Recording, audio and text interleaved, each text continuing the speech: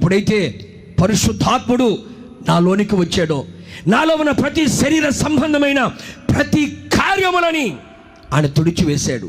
ఒకప్పుడు శరీర స్వభావముతో ఉన్న నన్ను ఇప్పుడు ఆత్మ స్వభావములోకి తీసుకొని వచ్చాడు. ఒకప్పుడు పాపపు నియమముతో ఉన్న నన్ను ఇప్పుడు ఆత్మ నియమములోకి నన్ను తీసుకొని వచ్చాడు. ఎందుకయ్యా ఈ మార్పు ఎక్కడ జరిగింది? ఈ పరివర్తన ఎలా కలిగింది? చెడిపోయిన నా బ్రతుకుని, పాడైపోయిన నా బ్రతుకుని పరిశుద్ధాత్మ దేవుడు మార్చివేశాడు. కూడా చెప్పులు గట్టిగాను. ఆ పరిశుద్ధాత్మ శక్తితో నింపబడాలి.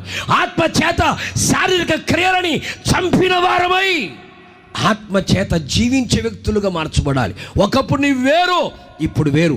ఒకప్పుడు నీ ప్రవర్తన వేరు, ఇప్పుడు నీ ప్రవర్తన వేరు. ఇంత చేంజ్ ఎలా కలిగింది?